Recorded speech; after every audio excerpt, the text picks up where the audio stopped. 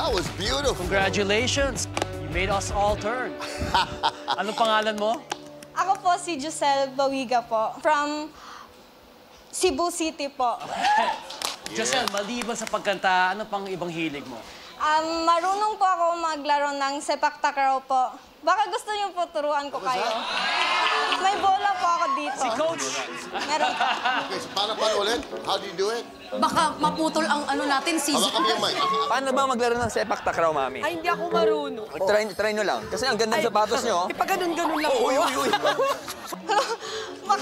Oh, lugi kayo.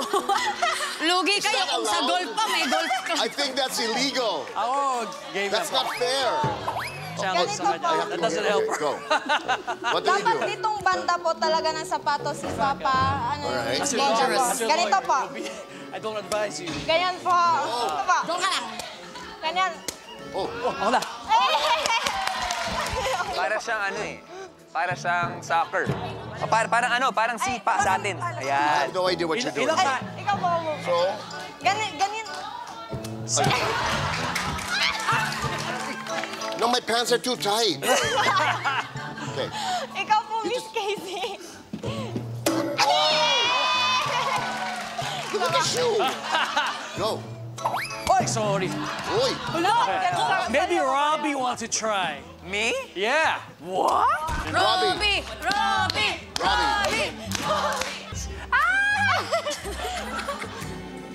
There.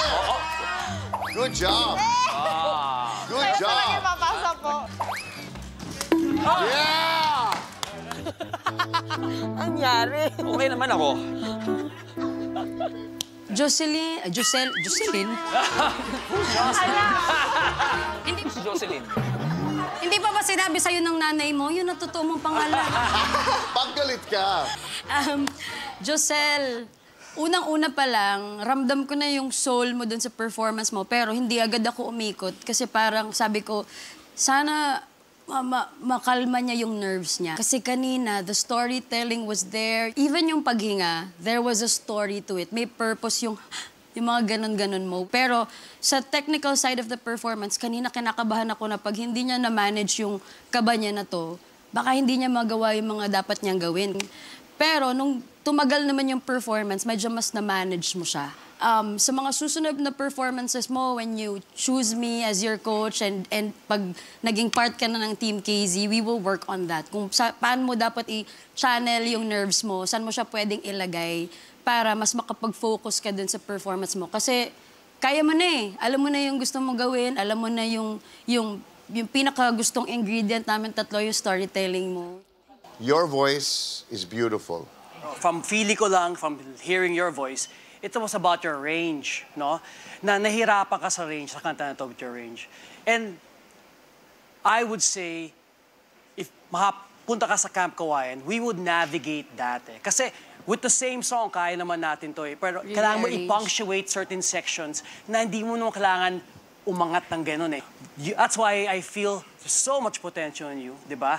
Na if you come to us, I can help you parang drive that eh. Yung parang instrument mo eh. Na sa tamang direction sana.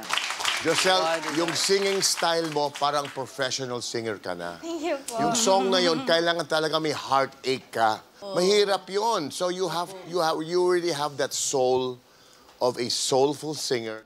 I can't wait to have you on my team singing the songs that I love to listen to and that I love to sing. I don't know about the other two coaches, but I'm a big fan of what you do already. Come on! Giselle, mauna gyud ni ang panahon, kailangan na nimong mamili kung kang kinsa. Wag mo kayong kabahan, nagtatanong lang ako ng desisyon.